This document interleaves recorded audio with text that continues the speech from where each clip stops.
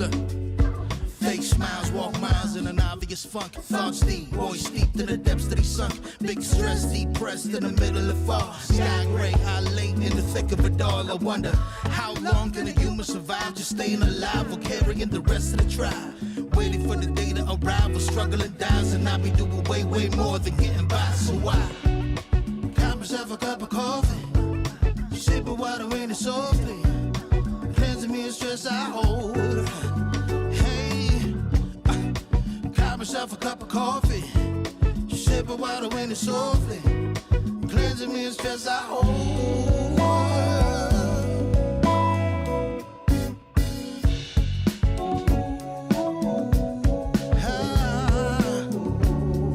I needed me some rainy days, so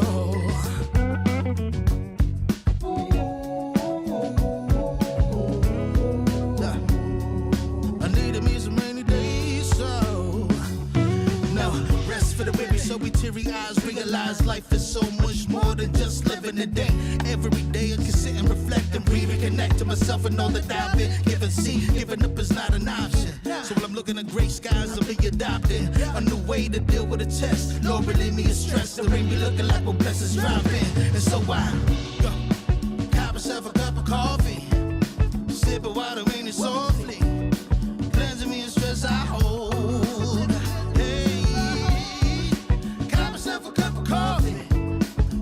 Water in it softly, cleansing me of stress I hold.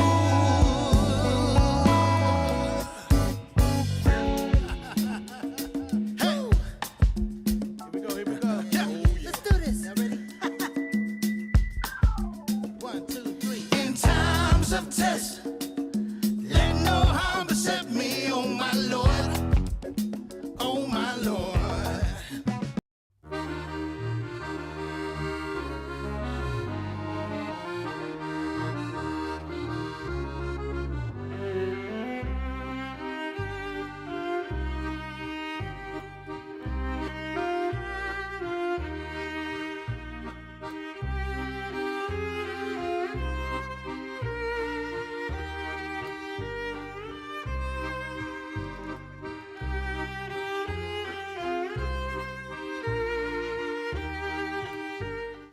Get yourself together before it's too late.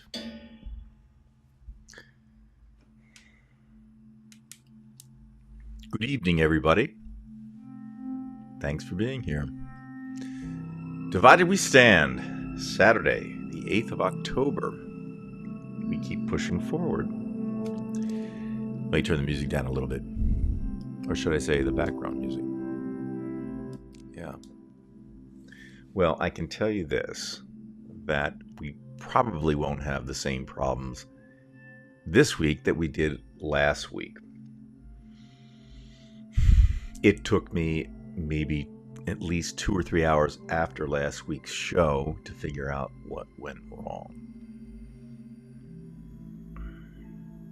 To make this a very short story, I have something called bridge mode. You do too. On your computer, bridge mode and not bridge mode. And in the past, I've had it in bridge mode, but it wasn't in bridge mode, but it got in bridge mode somehow. Don't ask me how or why it happened, but it happened. And everything went haywire with the internet speed. In fact, I spent almost 3 hours on the phone with a technician, and they were going to send tech support out. But the very last thing he said in the text was, it appears that you are in bridge mode. So I decided to take matters into my own hand. And I went out of bridge mode, and all of a sudden, the speed was fantastic. Even tonight, we're on 4 platforms. And I think we're okay, because if you look here, I just wanted to show you. I won't make this a technical evening, so to speak. But if you look here, my download speed's fine, but what really matters is the upload speed, and that's 41.7, which I usually don't even get. Hey, Veg. Hey, everybody. And last week we were at 2. Literally 2. And that 41 there has to be shared with 4. Okay, 4 platforms. Which means that last week there was no chance. There was just no chance. And I apologize to you, Reg and T-Bone again. Of course, I didn't know what was going on. So, it's solved for now until the next whatever. I have a lot of people here. Karen's here. Sandy's here. Sandy, I saw most of your show last night. Kim, how you doing? Kim in Washington, the great state of Washington. Some of the other regulars haven't made it yet, but I'm sure they'll be here. Kinky's here. Good to see you. As always, everybody, it's good to see you. Would like to see Dave. And that's really tough on me because it's just this void here, you know what I mean? I mean, you folks are wonderful, really. You really are. And I've handled these things on my own before. But I was in the car today and I said to Ronnie, I said, I really, really need Dave here. Because it was one of those days that sent me in a tailspin. Which is why I had to go to the captain. Everybody knows who the captain is? I'm not trying to endorse drinking on the show, but Captain Bacardi. Like they do in Brazil. Yes, and I will do that every once in a while, every half year or so when I have that kind of day. And it was such a day today that I changed my plans. This show was going to be basically devoted to Trump leaning on the Supreme Court to help him out with the special master in the DOJ investigation. But things happen.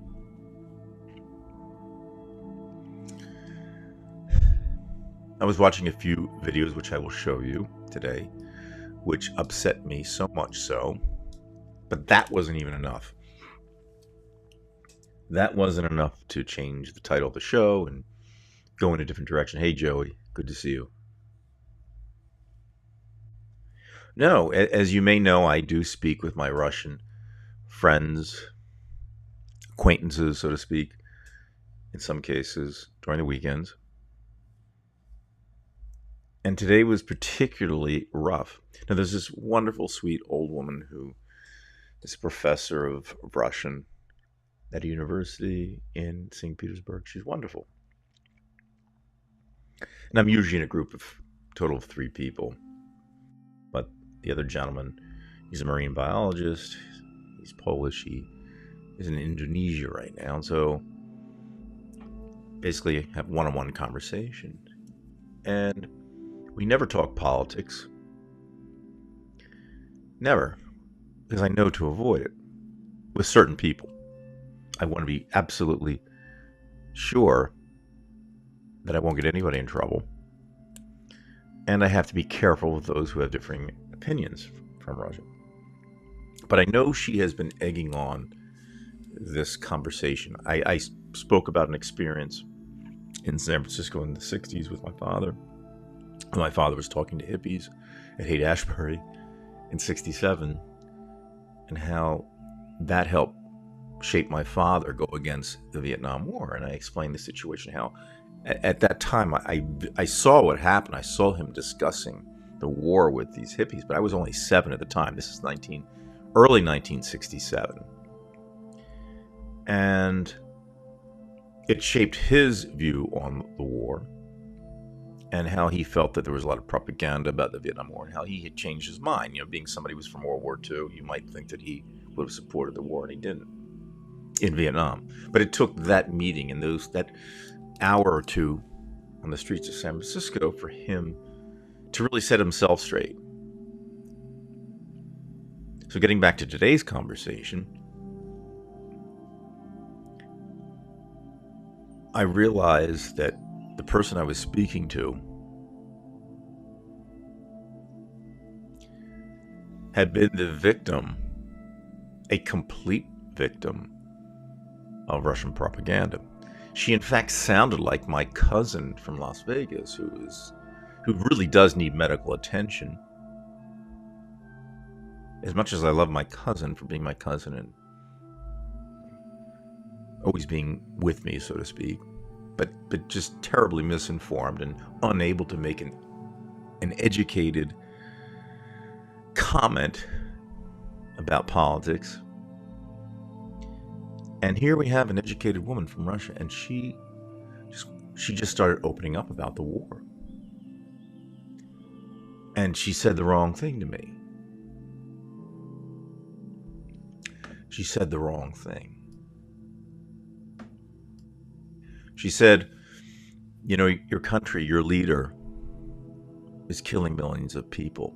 He's putting money in the hands of Nazis. And Biden's terrible. And I hope he dies. This is from an adult in her 70s. A very, very sweet person. Now, I've had experience with this kind of thing, as I've told you before. And I've had experience on how to handle this. Now, any of us might just go off and have that argument. But I held back. I said a few things. I just said I actually like the president. I said my problem was with Donald Trump. And she kept going on and on and on and on and on. And I thought, you know what? It's just best to let her blow her steam. Hi, Bill.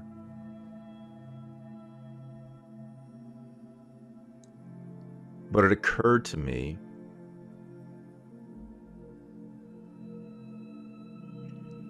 as in the case with my cousin,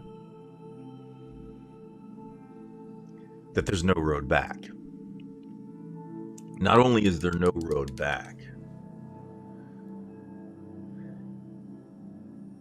but there are enough of these people, enough of these supporters of propaganda, that we may be headed for a nuclear confrontation.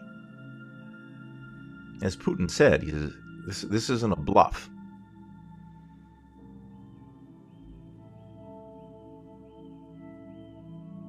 You know, he's at the point where he's ready to go in for an ounce, in for a pound, because of his ego. And he does have some support.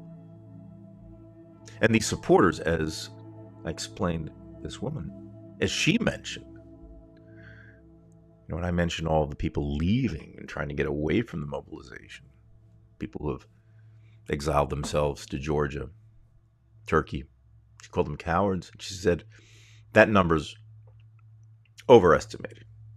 Not many of them.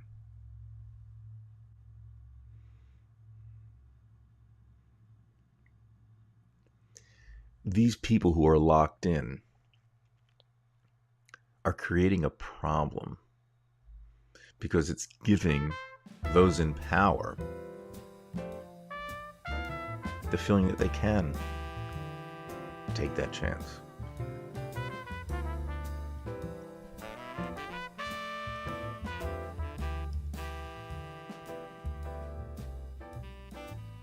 Turn that down a little bit. And I'm going to show you some videos today to show you how it led up to this tonight. I mean, the conversation with my Russian friend, and I still call her a friend, because I believe that essentially she has a disease. And whatever disease you want to call it, she's projecting the thoughts of what she sees on television.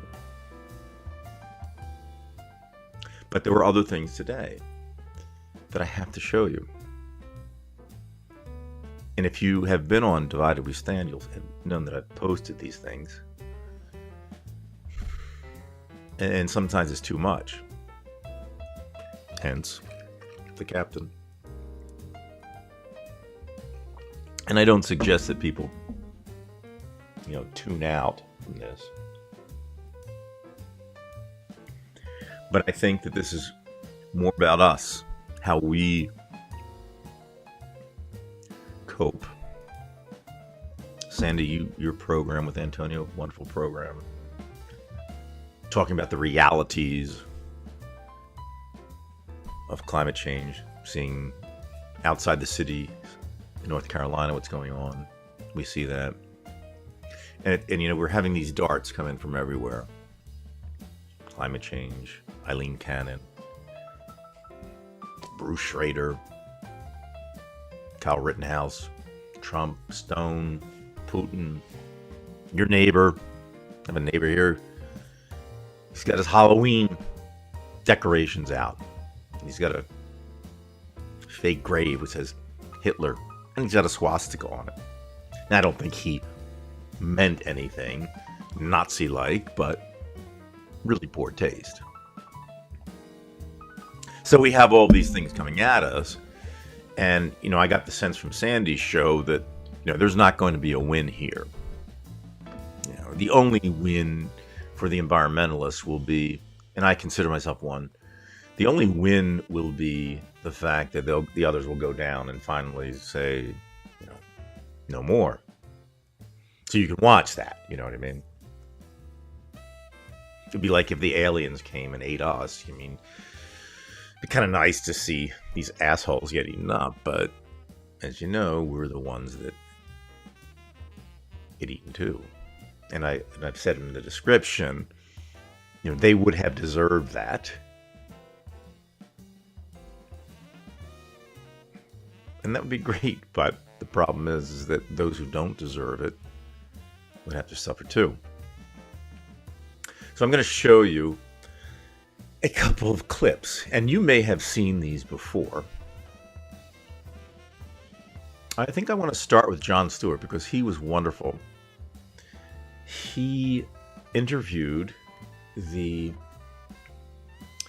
I guess it was the Attorney General in Arkansas. Her name was Leslie Rutledge. Let's go to that, shall we? Now, this is 6 minutes long, but it's just that good that we need to see this. I need to see it again, and you need to see it, or you need to see it again. And then you can pick up more things. But I think the important thing is to not so much watch Jon Stewart, but to watch Leslie Rutledge, or whatever her name is. Okay? Because this mentality is exactly the mentality that I've been talking about, Dave and I have been talking about, you and I have been talking about for the last couple of years. But it's a frightening prospect, whether you're talking nuclear showdowns, war, the economy, Saudi Arabia, the environment, climate change. You begin to see what we are up against. And that's not to give up, don't get me wrong. That's not my personality. But you see what we are up against, and it is daunting. And this is where I have great sympathy for Joe Biden. All right, try to blow this up a little bit. Again, this is the Attorney General from the state of Arkansas. A little bit of echo here, but we'll see what happens. Hopefully it'll run.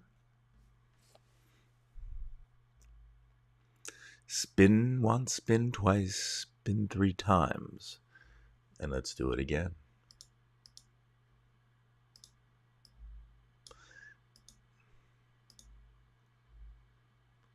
I think I'll refresh the page, folks. Let's give it a shot. Here we go. Why would the state of Arkansas step in to override parents, physicians, psychiatrists, endocrinologists who have developed guidelines? Why would you override those guidelines?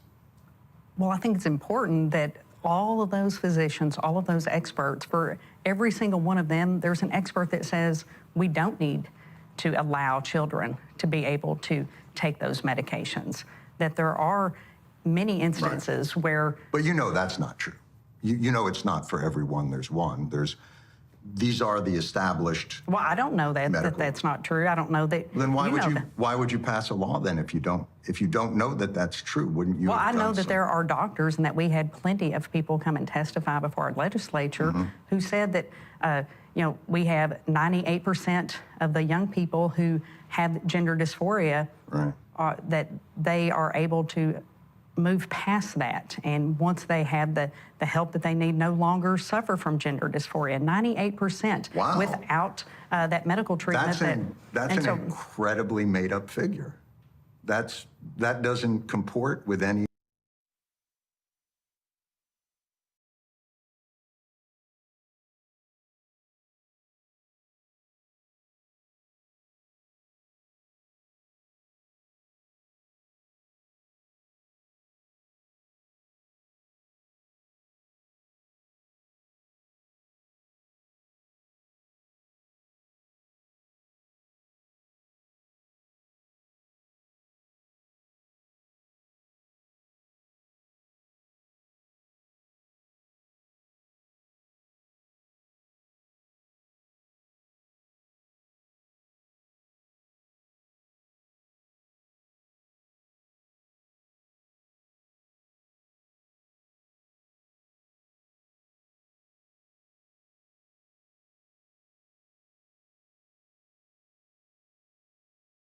Oh, thanks, Joey. All right.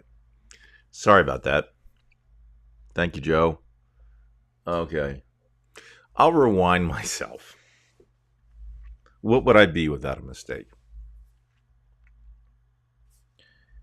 But what I'm saying is, when she says 98%, and we know that Jon Stewart caught on to that as being bullshit. You and I know it's bullshit. But when she throws that out there, first of all, she might think she might get past Jon Stewart on that one, which was not, it was not going to happen. But it's also, thank you, Kinky, it is also a message for the ignorant, or as I mentioned in the title, the sawdust for brains. Because they like that. They either believe it, and if they don't believe it, they like the sound of it. Because, again, they are against us. Just like my friend today from Russia having to call the Ukrainians Nazis. I mean, I tried to explain a little bit. I said, that's the Azov. They were a group who were basically kind of fascist. It's true, but they didn't hold any seats in government. So she wanted to, toe the Putin line. So this kind of talk, this bullshit, is highly effective with the ignorant, as you and I know. I mean, I've said this before.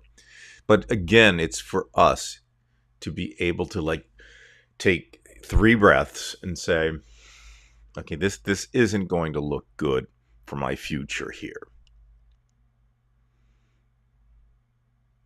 It really isn't. But yet we must go on with the show, as bad as, it can be. Let's continue, sadly. Any of the studies or documentation that exists from these medical organizations, what medical association are you talking about of these doctors?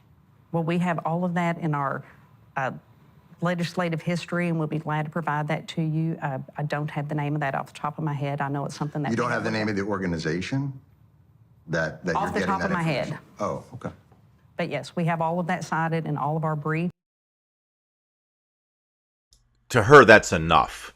Okay? We have all of that cited in the brief. So she can't come up with an answer because she's nailed right there. She doesn't know her shit. She is the attorney general, ladies and gentlemen, of that fucking state. That fucking state of Arkansas. Sorry, folks, if you're from Arkansas. But that's the kind of shit over there that's going to fuck you up. because she's a bullshitter, number one. She can't name the major organization she's talking about. And then she says, I'll get that to you. You know, don't you like when people just say, I'll get back to you? Because you know what that really means. I'm not going to fucking speak with you. I'll get back to you. Sorry about my language tonight. It was a rough day. It only gets worse. Don't you just hate people like this? You're suggesting that protecting children means overriding the recommendations of the American Medical Association, the American Association of Pediatrics, the Endocrine Society. We don't have enough data. We don't have enough to show that these drugs are effective and that these children are better off, and that we should You don't have encourage enough, these. or it's not enough for you. Let me try and flip it a different way and see if maybe this can help. In Arkansas, if you have pediatric cancer, and obviously we all want to protect children, I think we established that earlier, whose guidelines do you follow for pediatric cancer? Well, I think if my child, who is 4, if I was faced with that terrible decision, then I would be speaking to my doctor. And if my doctor recommended something that I disagreed with, then I would get a second opinion. And that's what I believe that these parents need to make sure that they're encouraged to get numerous opinions when they're talking about an irreversible. See, there's the obfuscation. I mean, she's not answering the question, essentially. And what she is doing is she's trying to throw these sound bites in there, which sound correct. You know, it's a terrible disease, and I would want to talk to my doctor. So she says these things we're familiar with. So you get into, it's kind of like a psychological situation where you are talking with somebody and you're trying to convince them. So you ask these questions, which you know they have to answer with yes, yes, yes, yes, until you finally get to wherever, and you hope that, you know, they'll jump the fence and come to your side, which usually they don't. But here's a situation in which this woman is playing games. She's going around in circles, and she's getting caught here by him.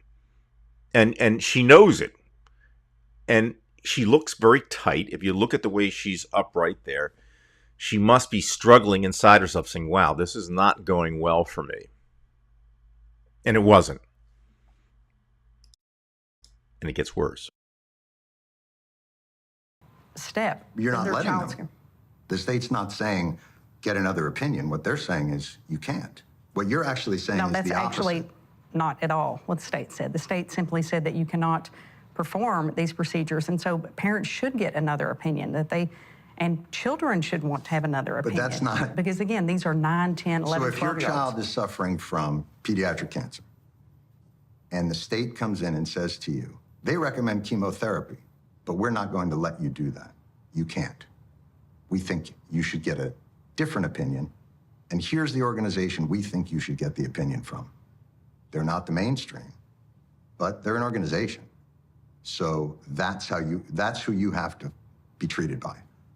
Does that sound like something you would Well, accept? I think that's a very extreme example. That's not at all in line with what we're talking about. We're not saying that at some point, because when you have cancer, it literally is, and particularly pediatric cancer, and having friends that have lost children Sure. to pediatric cancer, having a 4-year-old, I'm sure. I've got some bad news for you.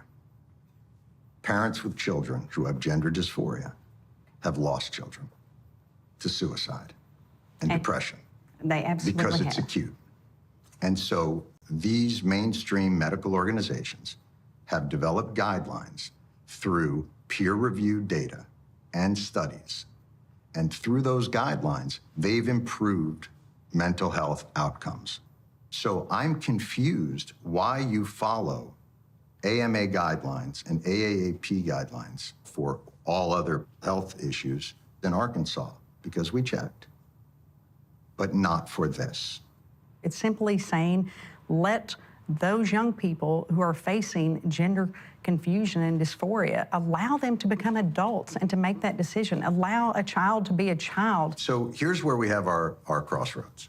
You've made the determination that protecting these children means not giving them access to the guidelines and care that have been designed by medical and mental health professionals for children expressing gender dysphoria. And I'm asking you again, what are your qualifications to step in and say, no, keeping you from that care is protecting you. You've made that determination.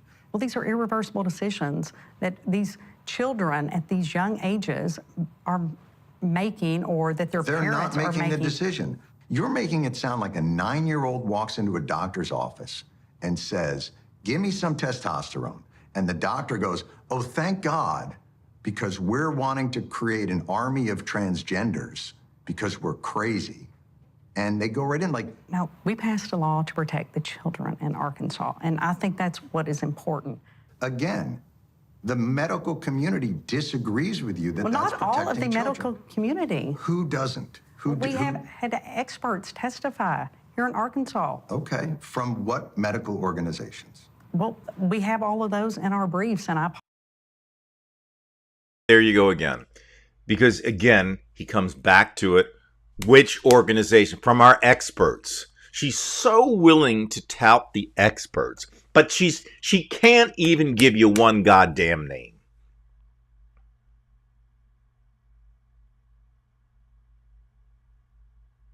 This is what drives me crazy. This is why I'm sick to the back of my teeth about these people. Because they lie, they lie, they lie, and they lie. And then there's more lies. And she can sit there and obfuscate continually and talk this crap. And to have her hold that position, it's a disgrace. That one would think that she is the Attorney General of the state of Arkansas is an abomination.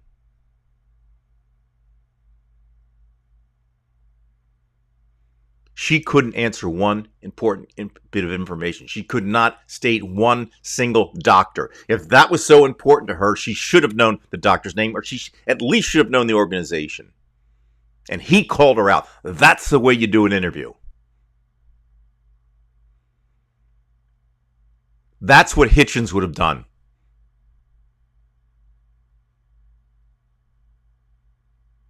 And you can bet the next time somebody has an interview with Jon Stewart, they won't have an interview with Jon Stewart, the captain.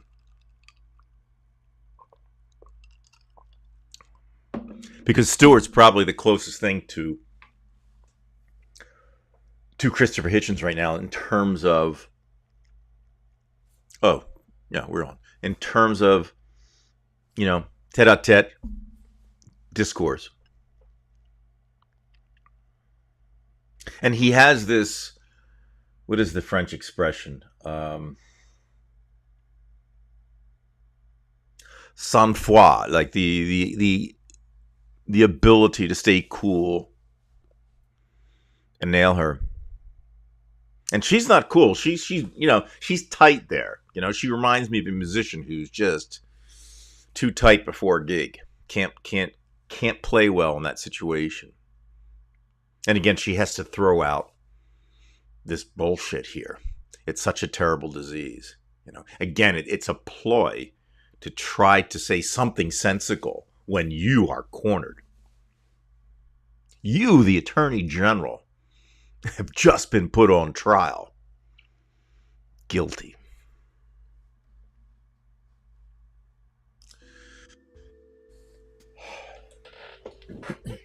That was just one of the things that got me upset today.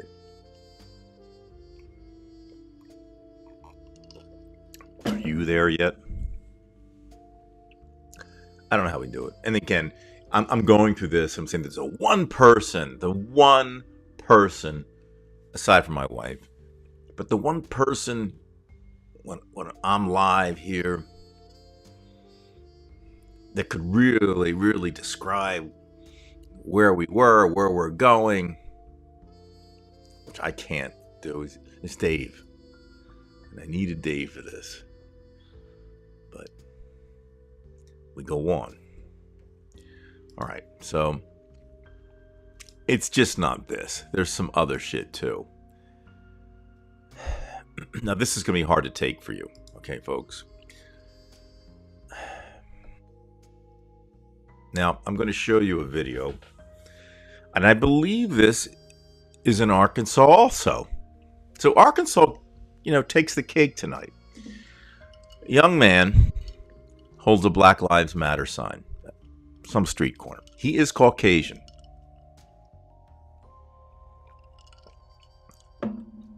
So before I begin the video, what do you think happens? And I think it was interesting that, you have a Caucasian person holding that, because these racists and these bigots may feel like they're going to just open up more now, or they feel they have license to do it. Even though they're racist, they might actually not say it to somebody who's African American. They'll just do it behind their back. But it comes straight out here. So buckle up for this one. Yes, Veg, it is gross. And by the way, Veg, another great video. And I'd like to just rehash some of the things you were talking about. But I can't think of it right now. But I love the video today. I really, really did. All right. So, and by the way, that's Vegematic, folks. If you are new to this channel, please subscribe. And please become a member on Divided We Stand on Facebook. But please, my friends out there, Sandy from Environmental Coffee House, wonderful YouTube channel and Facebook page, Vegematic, my good friend from the internet in the great city of London, Ontario. Check his channel out, Vegematic. And T-Bone, I don't think he's with us tonight, but check out T-Bone's Side of Life. He is from Central Florida. All right. So, buckle up. It's no surprise, but buckle up. And here we go, I think. Harrison, Arkansas is the most racist town in the United States. Have a little pride in your race, brother. White pride, worldwide. I wouldn't say after dark, man. Honestly, dude, you have balls of steel because you could get hospitalized by some guys that want to beat your ass. I've had several old men come out here, look out the window and tell me, says, you better go tell that nigger to get out of here and shit.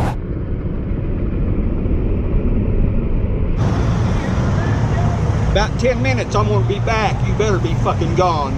Okay, come back. What about the white line? We matter too. You're a white man. Crazy.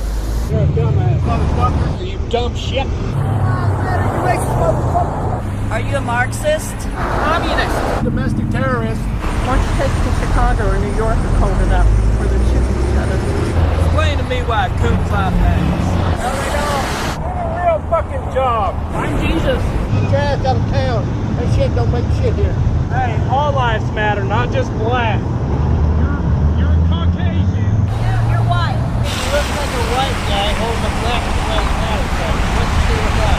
I'd be ashamed to be a white boy carrying that stupid sign. You're white, aren't you? Oh, boy. Hey, lady, how you doing? I'm good, how are you? Good. Hey, you said something, too? Yes, sir. I am good. Because I'm tired of seeing this right here is the biggest hoax there ever was. It's just the next thing to ask.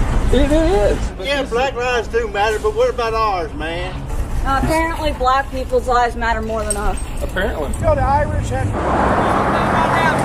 The nigger's gonna kill you too. Black lives don't matter with the Hey Mike, how's your day going? Walmart, they put out this statement. I would ask you to leave. Exactly what I'm saying is exactly what they would ask me.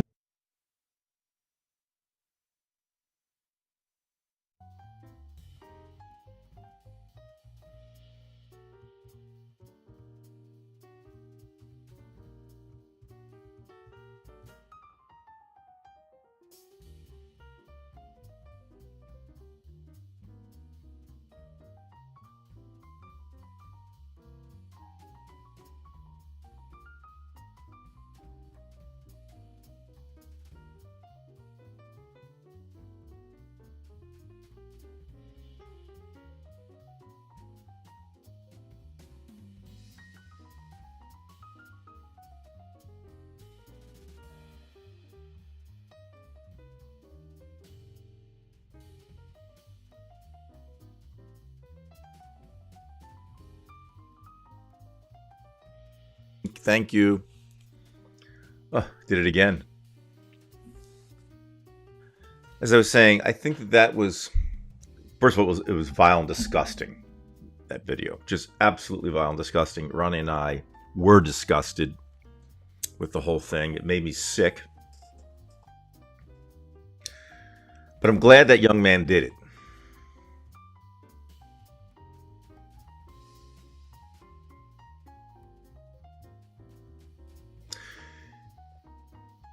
It needed to be shown because you have to see. I mean, it was brilliant in its own way, because it wasn't just, well, he's going to support Black Lives Matter. No, he's doing it for a different reason.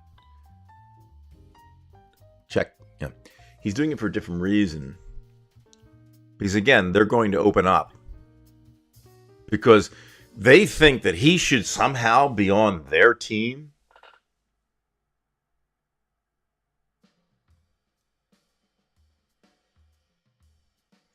And he exposes the hatred that is just teeming out there. And especially so in these states. Now, that's not to say I don't have it here. I don't know that I could walk down the street and not see somebody like that. I don't know. But there's something with the South that you know, it's... I don't know. Maybe it has just been so pervasive that Trump has given these people license to be the real them. Racists. Just horrible. I don't know how else to explain it. Just horrible human beings. And because I'm a determinist, I do know that, you know, something made them that way. And in that sense, they're not guilty in the sense that, you know, they grew up in that circle and cycle of racism and poor upbringing. But by the same token, I grew up the opposite way, and I have to fight it. Because you cannot let that continue. It can't continue. And it is.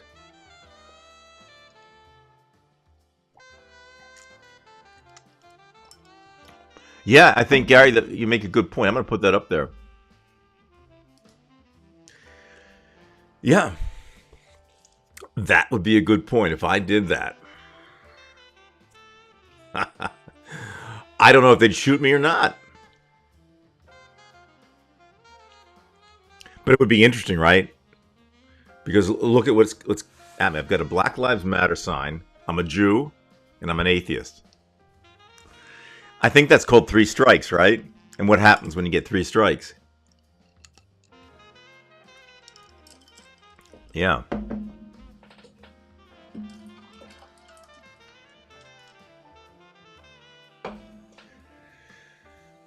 Anyway, these events of the day, my conversation on the phone, not the phone, on Skype from Russia, the Jon Stewart interview with Leslie Rutledge, and then this guy in Arkansas, he has the Black Lives Matter sign, and what happens to him. That was obviously the worst of all of them.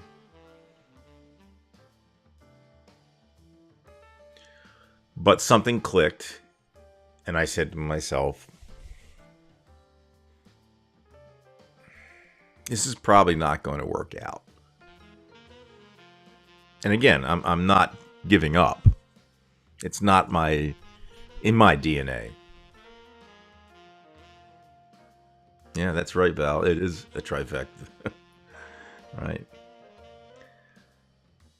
And Dave himself, you know, 4 or 5 months ago when he was on, he didn't feel too good about the future. I'm sure that didn't help him out. But I thought, you know, how am I going to deal with this?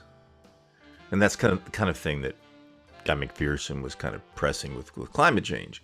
And it's interesting because, you know, from the climate change angle, and I certainly could have been in that group where, you know, the climate change was the whole thing. Sandy, you're interesting because you're kind of in both fields. You do the climate change thing. That's your forte, but you do know the Trump thing, and you do get affected by it more so than many people who are in the environment. And or in protests and things like that. So you feel it from both sides too. And which one do you choose, to be your poison? It's a death by 10,000 cuts.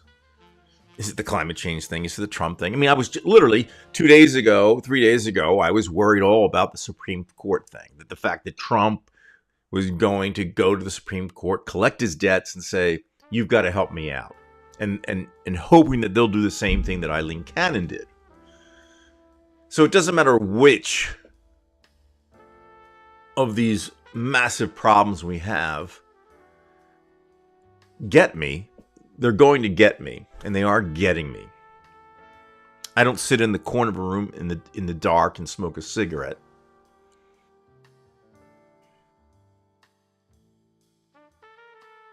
But I've come to the realization that I'm going to have to change.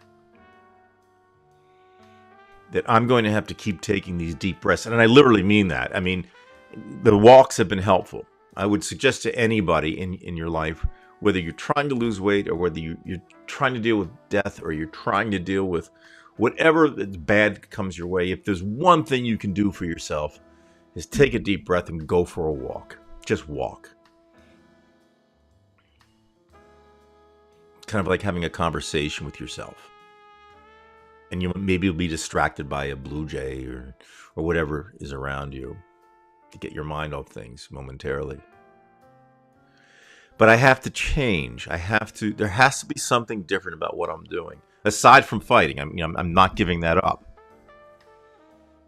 But I have to, in my opinion, somehow get myself to see things from 30,000 feet up. You know what I mean? Like looking down at myself, looking at ground level, from ground level, at the problem. Like try to jump outside myself. Like looking at yourself 50 years ago when you were a little kid and seeing that kid with compassion, as though that 7-year-old you or 6-year-old you was something different than you are now.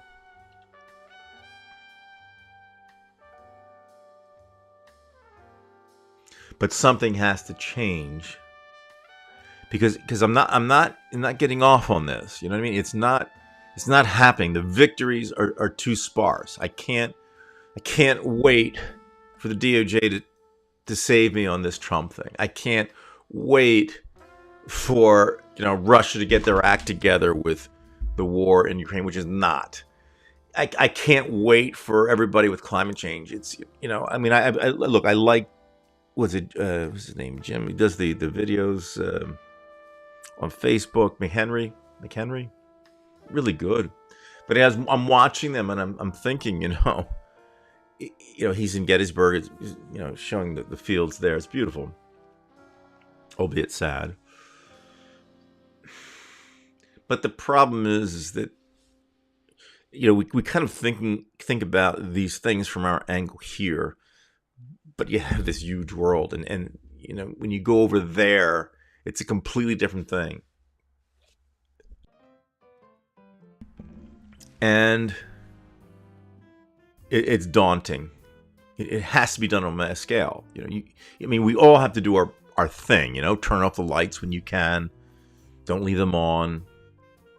Insulate, those kind of things. But you can't expect everybody to compost, right? You need to have something that can easily be done by all of us. And we can work together and make this thing work. And I don't see that happening. And I'm not here to say this person's right or that person's right. All I'm saying is the arrows are coming from everywhere. And if we are going to lose this, and there's so many different ways we can lose, right? I mean, we have to do a lot to win in each situation. So it looks like we were going to lose. We have to have a way that we individually can deal with it. And right now, the only way that I can deal with it is being around people like you and walking. I mean, it's just as simple as that. I have no other answers for anybody. The only wonder drug I've ever taken in my life is aspirin because it did the job. Headache, gone.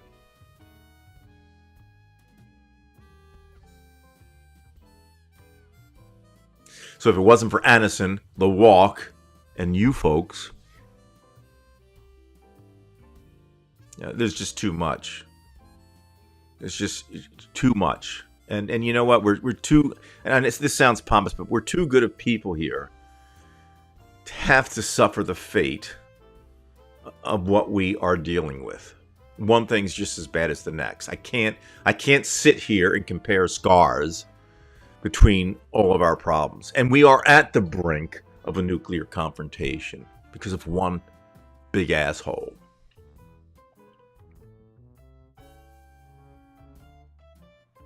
And his supporters.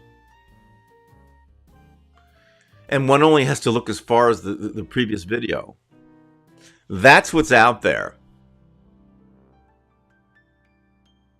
And it's funny because it wasn't funny, but you see the commentary that they had.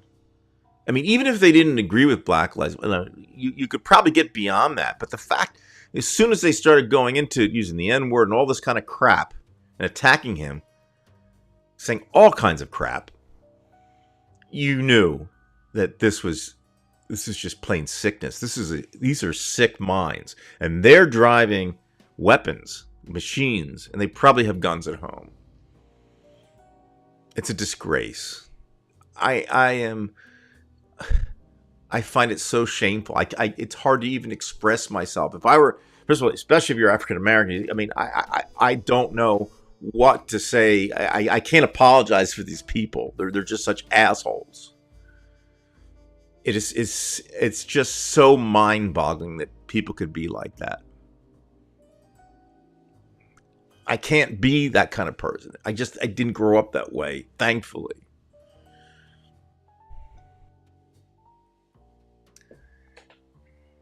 Yeah, Veg. I actually did get my blood pressure checked by Ronnie. We have this thing, but it wasn't working on my arm. I have done one good thing, ladies and gentlemen. You probably haven't noticed it because it's hard to kind of tell here. I've lost 31 pounds since July. I was always thin until I got heavy when I was in my 40s. And it was kind of strange because here's a guy, I always had a 33 waist. I always had a 33 waist. I was always 165 pounds. And then I just kept going up in weight. And I still have a long way to go.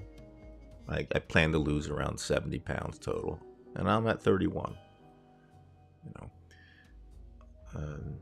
But, this whole thing of walking, it doesn't solve my problems, but it does. For some strange reason, I really think better when I walk. I don't know if it's actually. I don't even know if it's better. It's the thoughts come through, and sometimes I wonder how important are these thoughts, because sometimes you think about the past. Sometimes you think about what you're going to do in a situation. When you're walking, it's like a potpourri of things. I mean, and you've got to be pretty much like me in terms of that kind of thing. When you go for a couple mile walk, 3 or 4 mile walk, and then you have to discern what's useful and what's not useful. Just kind of like a dream. It's not really useful until you wake up, right? And then you think about, well, that happened in the dream. What does that tell me about me? Because usually the dream will have something about your fears or whatever your issue is. But it is helpful. The only problem is, it's kind of like talking to oneself. You're having a conversation piece with yourself when you walk. So, yeah, I do want to show you one other clip here, because there's so many times I show clips and I forget. This is one of the Crimean bridge. Actually, no, yeah, the Crimean bridge that was blown up. Now, to a Russian, the flagship was the Moskva, which is the ship Moscow, and that was sunk. But this Kerch Bridge is a big thing, you know, going to Crimea. And Ukrainians, you know, through some type of sabotage, they blew it up, or at least part of it up. I believe yesterday or the day before. I think this was not the best thing to do, and I'm going to show it. It was kind of funny when you watch it, but it might incite something that you don't want in the end, and that would be this juxtaposition of Marilyn Monroe singing happy birthday to John Kennedy, and this obviously was meant for Vladimir Putin, which will only anger him. It's one thing to take out the bridge, which I think is great. It is something to be said. You know, those are the two things they really like in that area: is their ship and that bridge. So let's take a look at this, shall we?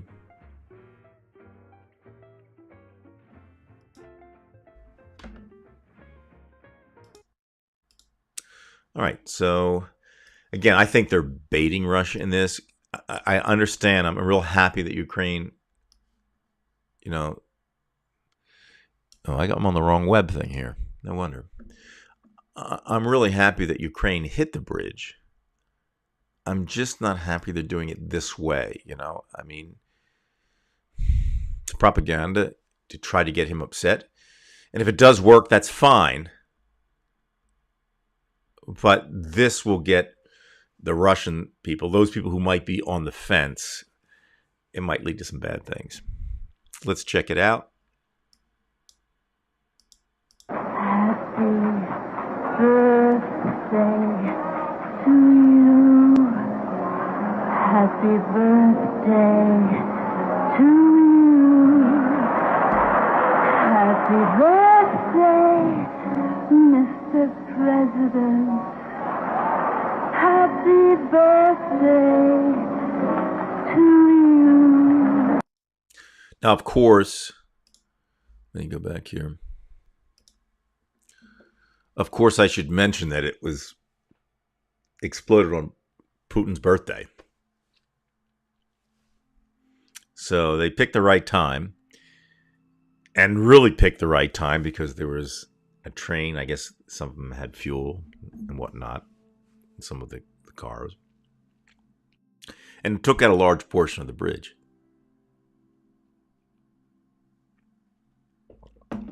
So I don't know your opinion.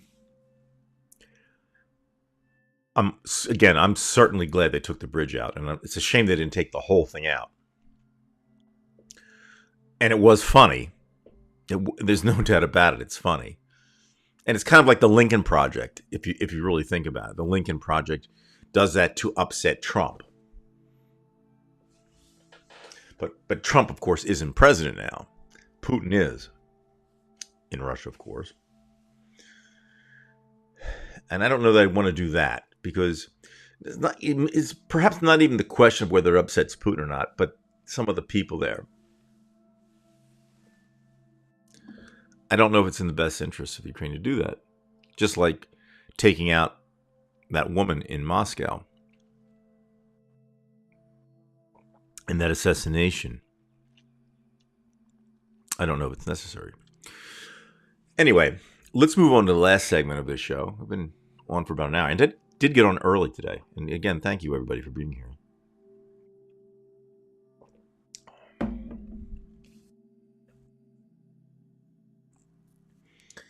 And we have to speak seriously about this. Because I said, you know, I mean, I heard Putin say, I'm not bluffing. And he won't bluff.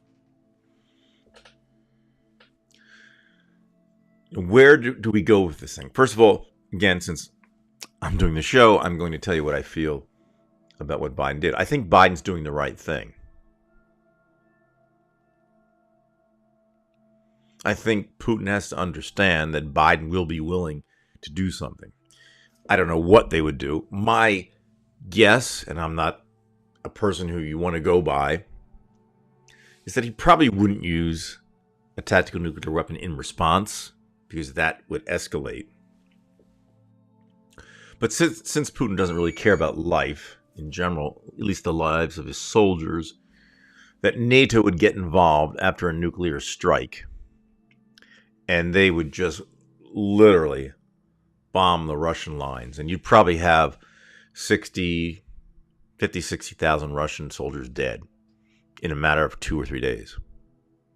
And they'd all have to flee back to Russia. Because we can, if it was just one-on-one without nuclear weaponry, we win every single time.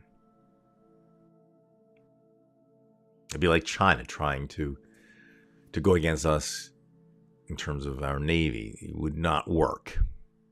You will lose. You will lose. And there has to be somebody in Russia, somebody high up, in the military, that has to be saying, we really can't beat them. So we have to play this nuclear card. But if he does do it, and if he does use more than one,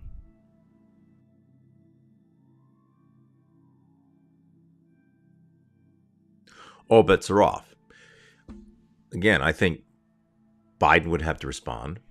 And it would be really tough on Biden because you don't have the support of the Republicans, number one. In terms of, I don't know how I can explain this, but when we have natural disasters, like when we had, the hurricanes and things like that, you can look good as a governor, standing out there with the bullhorn. Or even things like 9/11, Giuliani looked good because he was out there walking around with the bullhorn. You can't look like a hero, even though you're not really doing anything but walking around with a bullhorn.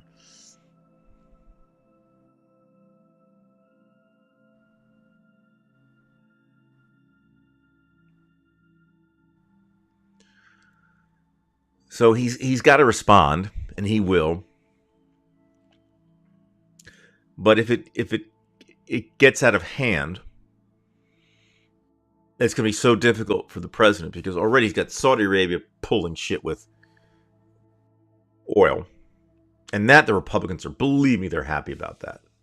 Republicans talk about gas prices, but they are so fucking glad that the prices are going up. Only because they want to do us in and Biden. But Biden's going to have to deal with, all these Jim Jordans out there. And meanwhile, he's dealing with Putin. Now, again, he accepted the job. He wanted to become president. That's what he has to deal with.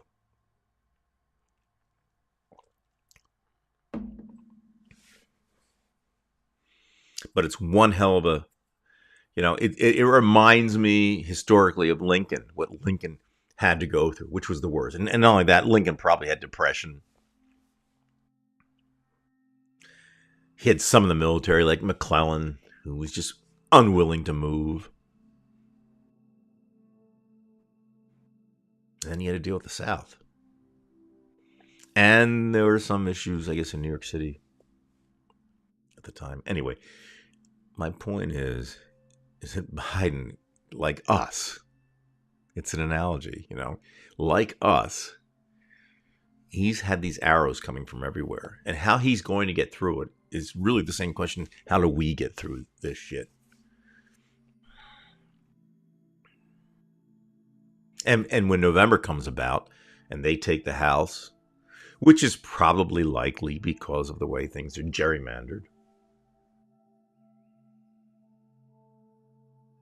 I mean, in a fair election, we'd win.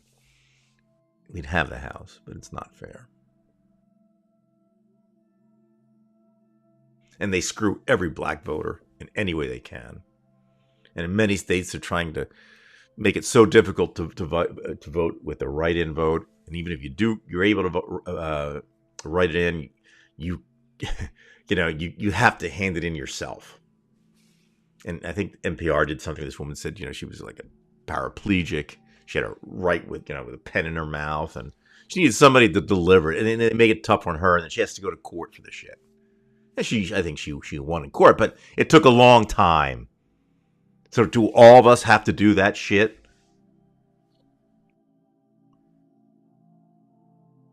But getting back to the real issue, and that is nuclear war. And the irony would be if we had nuclear war, it would probably end global warming. And it's kind of weird how things like that do happen. You expected this to happen, and that happened.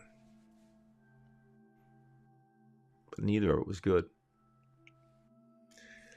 All right, enough said.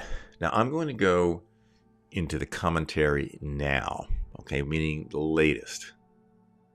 We'll see what's being said out there. I'm going to have to look carefully because some of it's obviously conversation amongst yourselves. And I know some is conversation about what I'm talking about. So let's look.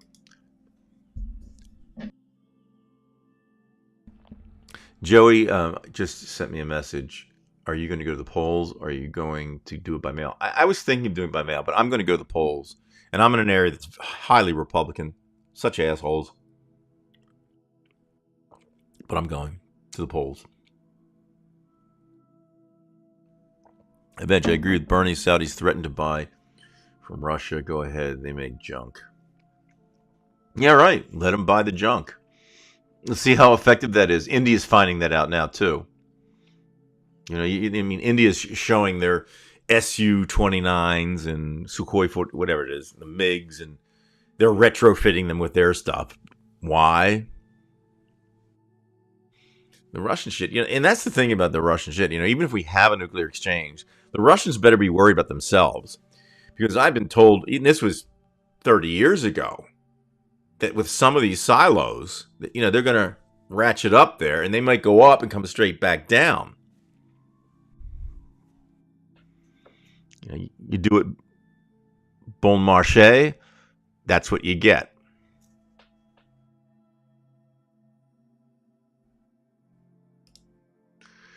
I live in Hooterville. When I go to the polls, maybe there's 3 people, and the most at a time. Yes, Joey. Yeah, you should have no Joey. Where you are, I mean, you're kind of like eastish, sideish, you know, of Cherry Hill. More liberal than certainly where I am right here. I go to the firehouse. You know what I mean, folks? That tells you a lot right there. Kim's gonna mail in. I got, you know, I think it's cool. I mean, I like mailing better, and I don't know, you know, in the age of electronics, it seems so much more logical to do it that way than to, you know, have to do the hand counts and all that shit. You know, I like thinking about at our school as an example. You know, we give kids progress reports. You remember when we were in high school? The 70s, at least when I was in high school, we had things called interims. And the teacher would write down your grade, your progress within whatever number of weeks, 2 months or whatever it was. You take it home to your parents, and that was that. Now the kid can check his or her grade every day. The parent can check his grade every day. You can actually see the progress every single day. So why have a progress report every 5 or 6 weeks? It doesn't make sense. And I'm saying this with voting. There is no need. If you can verify just as easily, why not? But the Republicans are going to make it difficult. That's why they'd love to do the signature thing, because they can look. I when I sign my name, I literally each time it's a little bit different. Sometimes my W's don't twist around the same way. Sometimes I don't connect letters the same way. I'm lazy sometimes and it looks like scribble, and other times I write it properly. And then if somebody looks at that and say, look at Weinstein, this one's here different than this, I'm throwing it out. Who's to judge? The huckleberry that lives next to you? You see, this is the problem we're facing right now. They're going to frustrate everybody, especially the black voter. They're going to make the black voter stay in line for 10 hours, and they're only going to have one precinct for that voter to vote.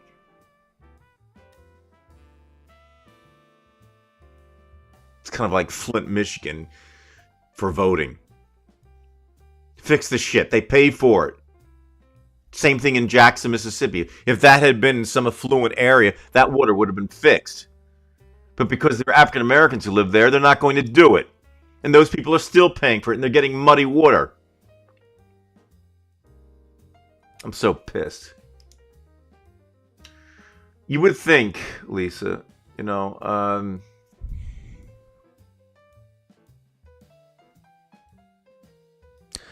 I mean, we saw what happened in Kansas, but, you know, I just don't know. I mean, you see some of the women who love Trump. You say, where the hell is this coming from?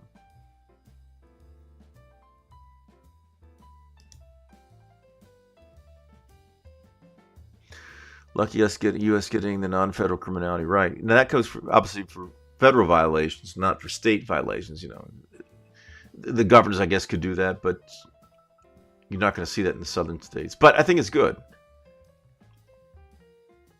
You know, somebody had pot. Who gives a shit?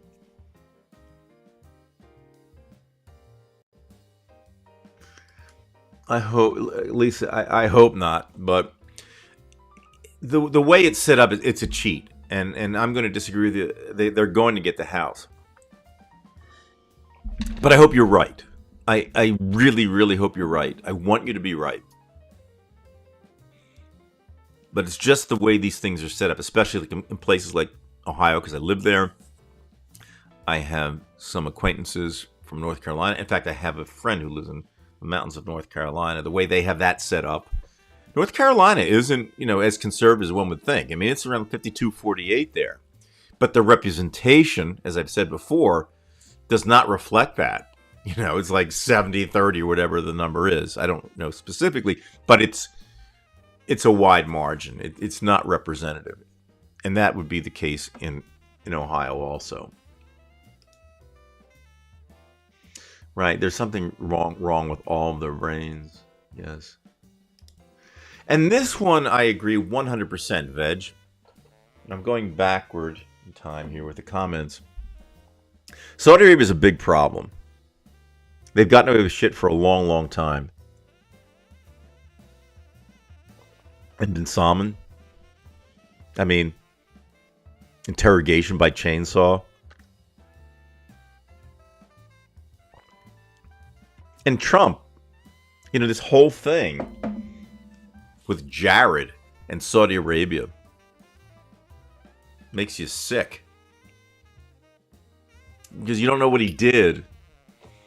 What kind of secrets did he give them?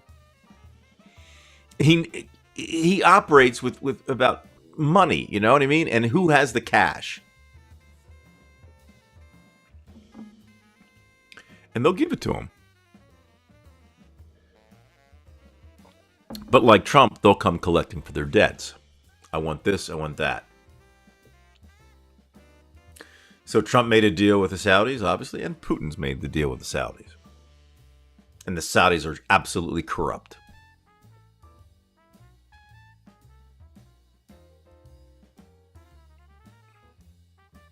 Even more reason to get off fossil fuels. I'm so sick of Saudi Arabia, it's not even funny.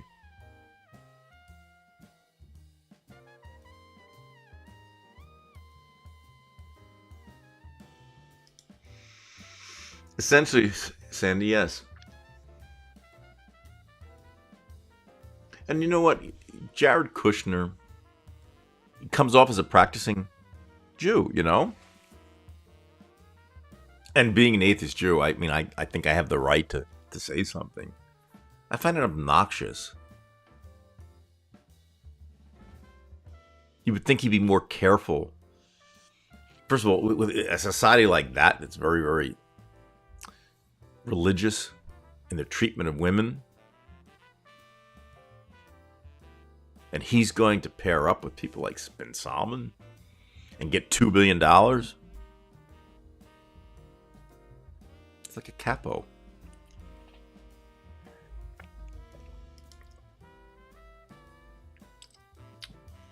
That reminds me, I have not seen that yet. I wanted to see. I was so busy this week. Work. Maybe I should do it tonight. 30% of USA was against going to war in World War II as well. Right. America First and Lindbergh.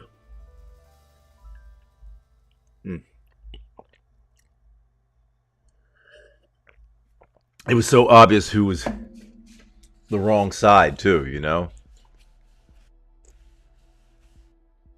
God, people are fucked up. Then and now. That's like people talk about the good old days, Everything becomes good when you look back 30 years, right? I feel like I'm the only one. And again, I don't want to sound egotistical, but when they talk about, well, the kids were much better back then. I knew a lot of good people, good kids, my friends, but I knew a lot of people that were really shitty,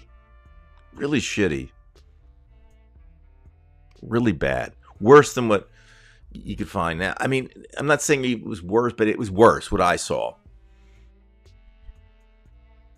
Now, maybe kids in the 1930s, didn't talk back to their teachers and all that. I get that. But it doesn't mean they were good. You know what I mean? Once they got out of the classroom, they might not have been that good. My dad realized that when he was on a ship with a lot of people from the Deep South. If you're from West Philly and you're Jewish, all of a sudden, you're in the belly of a ship working with the Deep South.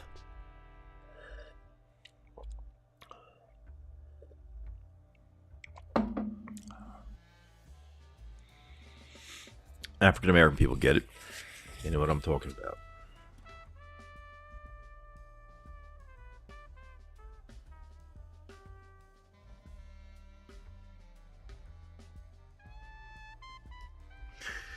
So close to a base. Yeah, I mean, bases are all in trouble. I think the main areas are North Dakota's in trouble because that's where you have these silos. They have to just throw things at silos and hope that they hit it. They say that it would take 9 minutes for Russia to destroy us. And they have more nuclear weapons than we do. But of course, England's in the mix, France is in the mix, Israel. I don't know if Germany has any or not. But certainly France and England have nuclear weapons. As far as we know, Canada doesn't, but you always wonder about Canada with that. I've always felt that maybe Canada has some, just in case. I mean, they certainly can develop them. It wouldn't take much, but I don't know. Anyway, it wouldn't look good. You might stop climate change, folks. Have your nuclear winter.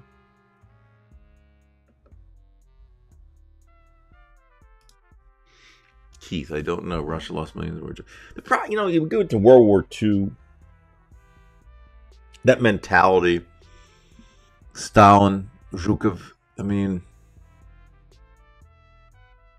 you'd have troops behind the troops shooting at them, saying, "You keep going forward." And that was what the Russians did. They just kept throwing people at the front. And it was effective in the sense that it helped them push forward. But this is why, to this day, you have such a large female population in Russia compared to the male population. And probably one of the reasons why Russia invaded Ukraine. Because they're losing the population. Excuse me. You have, 160 million people in a country that used to have over 300 million?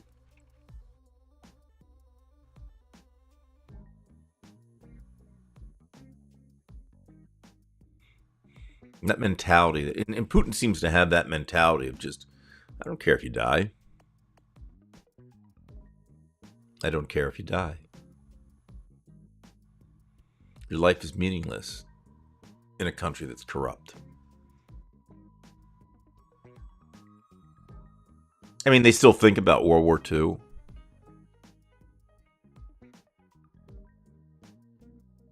But there's a lot from World War II that, I'm sure is lost, classified, what happened over there.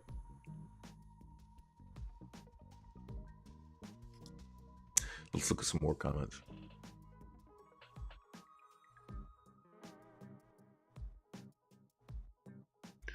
I know that you guys are talking about refuse from the hurricane. Yeah, I mean, that's interesting too, because you look at these scenes, the destruction from a hurricane, And you just see the trash and oil and all that nasty crap. Does it just go back out to sea? You know, it's like a landfill that's just completely open. It's not good.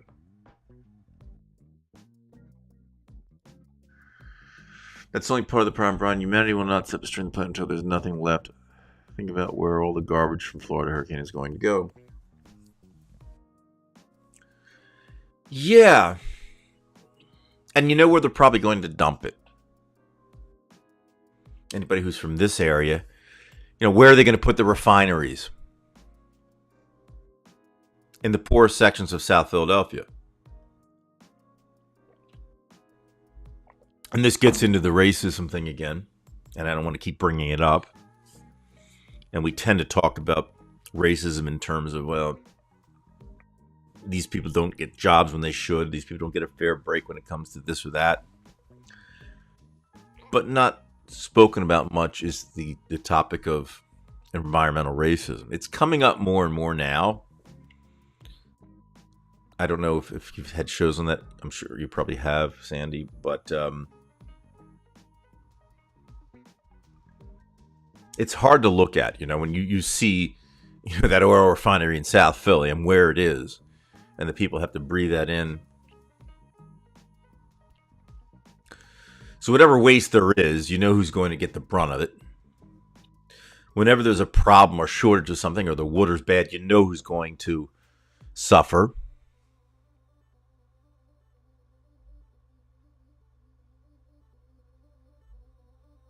And these are the people who least deserve it. Nobody deserves it, but if anybody deserved it the least, it would be African Americans, because they paid the bill like a million times over.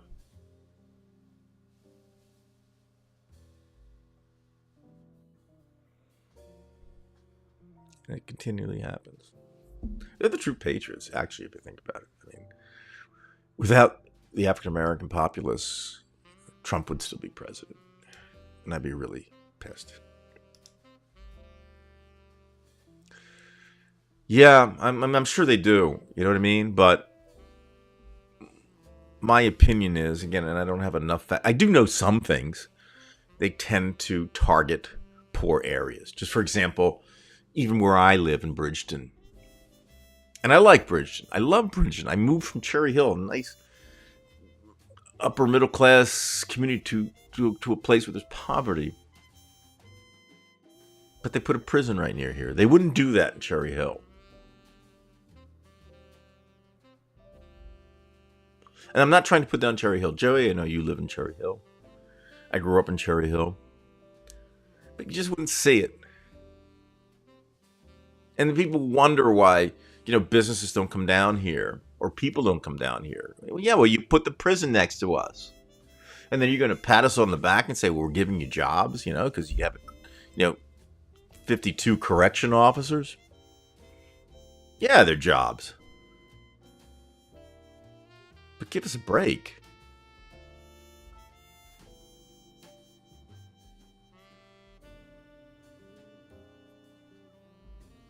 But they don't. Really, again, this is why this entire day has been just one of those days where just kind of crept up on you, you know. And well, if the beaches are wrecked, no one will visit anymore, and that will end pollution due to tourism. What's interesting in New Jersey with the beaches, I mean, I have to say, I was at the beach a couple weeks ago,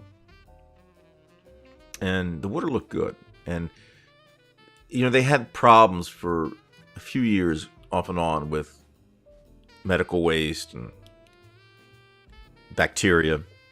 And they had to put an end to that because tourism means everything to New Jersey, Jersey Shore. People come from everywhere. So they couldn't have that crap. And they've done a pretty good job. But all it takes is one storm, right? And as Biden had appropriately said, you've got to build things a new way now. This is why that one community in Florida, it was a solar-powered community, completely solar-powered.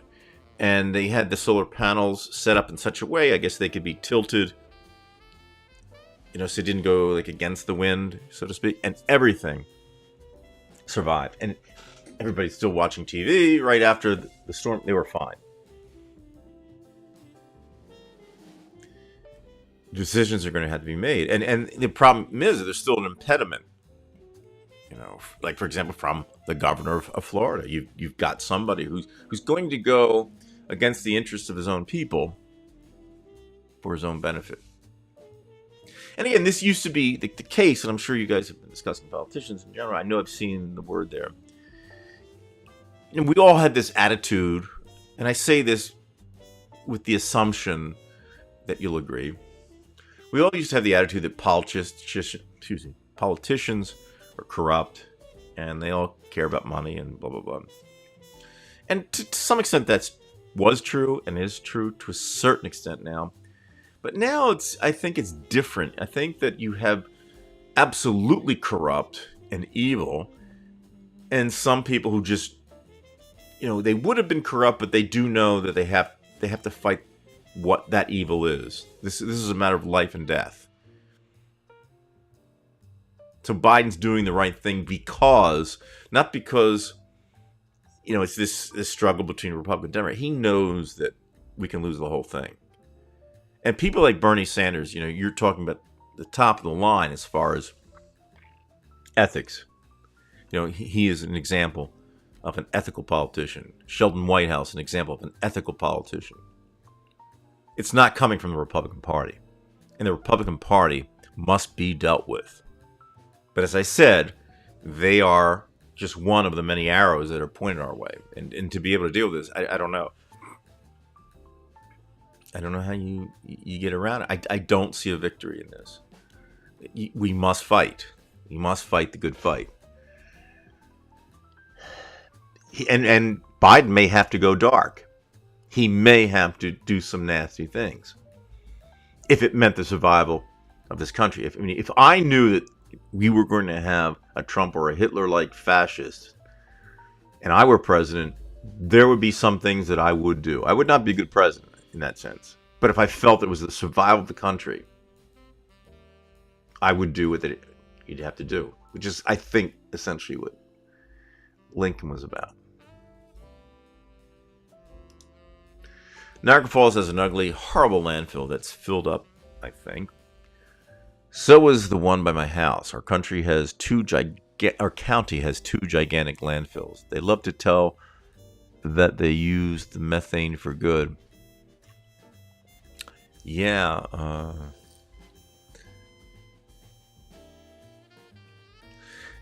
I don't know your county officials, but if they're Republicans, I wouldn't put me on it. Again, and I sound so partisan when I say this, but it's only because I believe I'm a fair-minded person, and I'd like to trust a Republican, but I can't.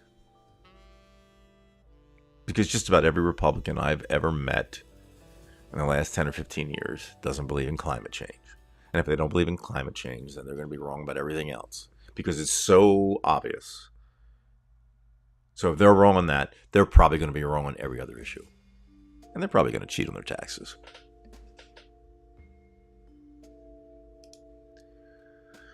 Hydropower, that's always good. Revenue stream. Yeah, Harriet Tubman. It's tough to stick your neck out. You know what I mean? She had it. I mean, essentially, that was it with Harriet Tubman. She had it. She lived by code. And at that moment, she didn't know whether things, if that would be the right route to go.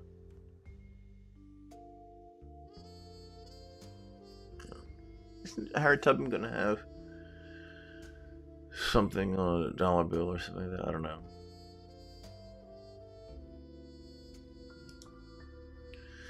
Ontario's most of the nuclear power. I mean, the whole question comes up about nuclear power. I've had Nate Goldschmidt on, who worked at CERN. physicist, nuclear physicist, whatever it is. As he said, he would have no problem with it if it could be done right. And that's what I would say. But you got to be right. You got to be right. Because I don't want to have any Chernobyls. Hi, Nina. Prison should not be for profit. Yeah. Because the problem is when you have them for profit, then you get the idea that they probably want crime around, because crime pays, in the sense that the prisons make more money. Epi, good to see you. As usual. And Epi, there's a special place for you in this group, in the sense that you are the person who, you know, I don't know how you stay up at, 3:30 in the morning there, right now? Amazing. One of the Underground Railroad's absolute heroes, Benjamin. Yes. Yeah, the original Tubman, right.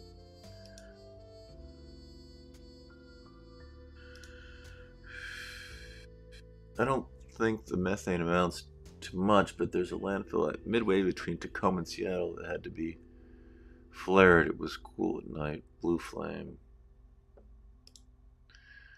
Val, good to see you, Val. Every reservoir west of the Continental Divide is below 50%. I wouldn't doubt that. Not at all. But someone like Mike Lee would tell himself that that's not true. We all know who Mike Lee is, folks, right? State of Utah. He's a son of a bitch. Yeah, I put a clip of it on that city in my last show with Jennifer. Prisons need to be places of helping and learning where mental and physiological health care evolves. That's what it's supposed to be. Now it's just a place you don't want to be. Even worse in Russia. They don't even let you, lay on your bed. You just got to keep walking back and forth. I'm sure Navalny's walking right now.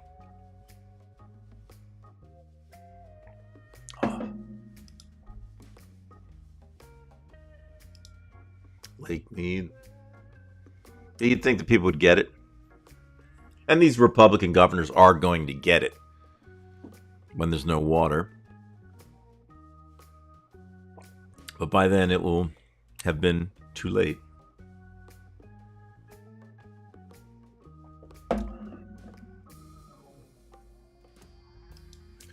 Right, we need a lot of things.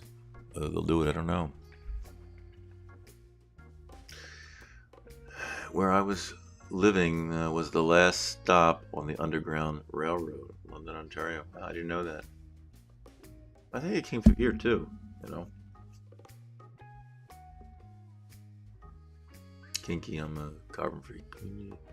92% comes from Niagara Falls and 8% from... That's good, Sandy.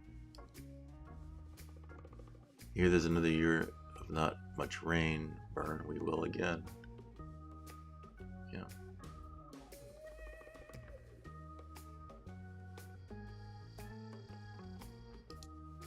Hydropower. Right, I mean, where you can do it, of course.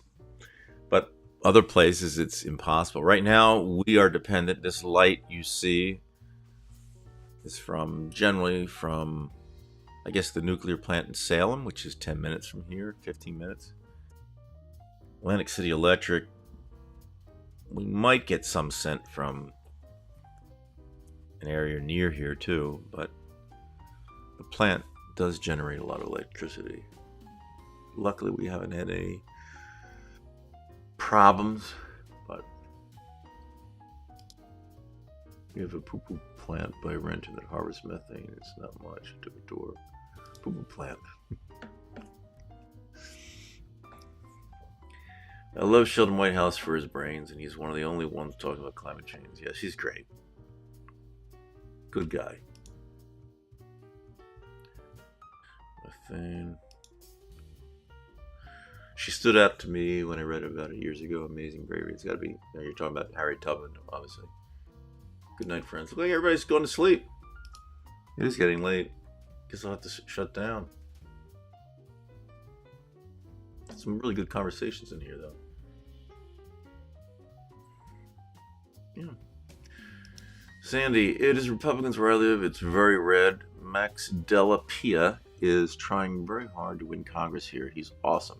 He made a really good ad and tripped up the Republican chair of New York State. Wow. Sandy, I hope he wins. Just like in our district, we've got to beat Jeff Van Drew because he's a real son of a bitch. He's one of the ones that's a denier. He knows better. He was a Democrat and he switched parties. Ugh. Talk about shenanigans. You know, I don't know what's going on with voting around here. You know, with the different counties. We have a place called Cape May County. Somehow they get the votes. You wouldn't think it because we do have some people living in poverty. A lot of people living in poverty around here. Oh, another couple of years with him and I'll be ready to leave. Yeah, just remember the name Jeff Van Drew. Horrible.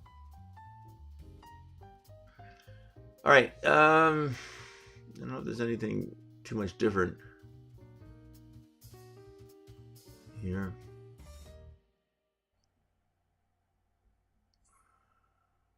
Oh. Well, anyway, it is getting late, and I'm spinning wheels here now going through the comments, and I think I've gone through enough of them. I guess it's appropriate. I'm so glad everybody came by. Oh, Joey just sent me a text. Yes, Van Drew is a big Trump supporter. He licks his ass. He's a real son of a bitch. Sorry for the expressions there, folks. I mean, it's late. I just hate Van Drew. I've gone to the protests and all that. I mean, he's up his ass, if that's what you want to know. So anyway, thank you, everybody. I'll try to get some news about Dave. I'd like to speak with him, but I just haven't heard from him. Hi, Kim. Yeah, I don't know. I heard that he went out with Judy one time, to go to get something to eat. But that's about it. That's all I know. I don't know. I would have heard from him if he was okay. Let me just see the last time I spoke with him. Check. Okay. And his name is going lower and lower and lower on my list here because I haven't heard from him. Here.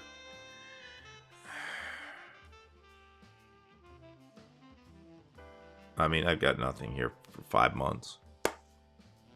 5 months. It's too long. I just hope he gets better. I mean, I just hope. He's really a good guy, folks, and you know that. I mean, he's intense, but it's good intense. He really cares about people. He really does. Thank you, Veg. I really enjoy your videos. They're funny too. They really are. I like your humor. Right, son. I'm gonna try, Veg. I'm going to try. Yeah, maybe we ought to have a broadcast from Niagara Falls. Yeah, I don't know, Kim. And this will be the last thing I talk about because I do want to sign off. But I'm glad you asked, Kim. That's very nice. And I want to be as honest as possible. I mean, I'm not going to hide anything. I feel really bad about this. I just don't. I don't feel good about it because Dave would contact me. You know what I mean? He really would. We're good friends. And I told him, I give him space. I don't expect him to fight it and call me. I certainly don't expect him to come on. Although he's, everybody wants him on. But he must be going through a hell, and I can't know, Kim, how he's dealing with it because I've never had that, and I don't want it. Nobody would. I just can only hope, that he can pull through this, and that whatever works will work, and he'll find that. because it's a long time to be out. You know what I mean?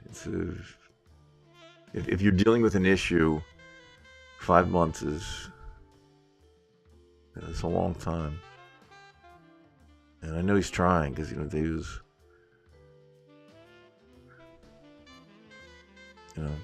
he's a fighter, but he's going through a lot. Thank you, Nina.